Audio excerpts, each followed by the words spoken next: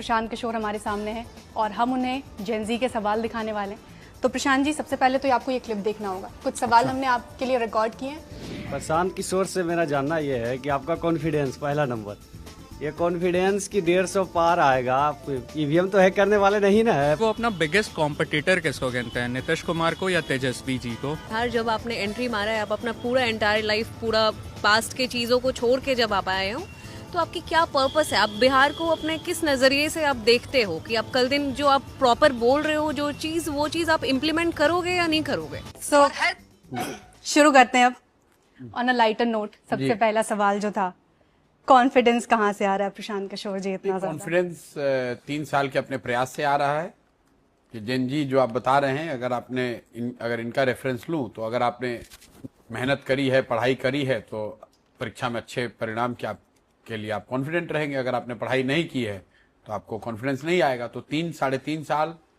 जितनी मेहनत, जितनी ईमानदारी से बिहार इस जन स्वराज की व्यवस्था को बनाने के लिए जो मैंने प्रयास किया है, कॉन्फिडेंस उससे आ रहा है। कॉन्फिडेंस इस बात से आ रहा है कि बिहार में आज 60% से ज्यादा लोग बदलाव चाहते हैं। जो युवा जो है वो अपने लिए रोजगार, शिक्षा और रोजगार चाहता है, और जो व्यवस्था अभी चल रही है कहीं ना कहीं उससे वो नाराज है, अपसेट है। इससे कॉन्फिडेंस आ रहा है कि लोग बदलाव चाहते हैं, और जब वो बदलाव चाहते हैं तो उनके सामने एक ही विकल्प है, वो है जन स्वराज।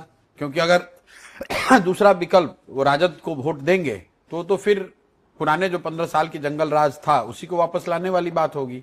तो अगर आप बदलाव चाहते हैं तो आपके पास 2 ऑप्शन है, या तो राजद के जंगल राज को वापस ले आइए, या फिर एक नई ईमानदार कोशिश जो हुई है बिहार में पिछले 3 साल में जन स्वराज के तौर पर, उसके साथ खड़ा हो जाइए। किसको सबसे बड़ा कॉम्पिटिटर मानते हैं अपने लिए? तेजस्वी, नीतीश? क्योंकि ये उनका सवाल है, अभी तक उन्हीं का सवाल चल रहा है।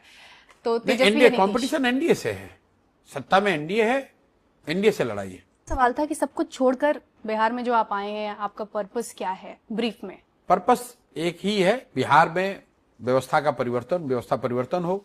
आने वाले 10 साल में बिहार देश के 10 अग्रणी राज्यों में शामिल हो। बिहार को फिर से ज्ञान की भूमि के तौर पर प्रस्थापित किया जाए, बिहार से पलायन बंद हो।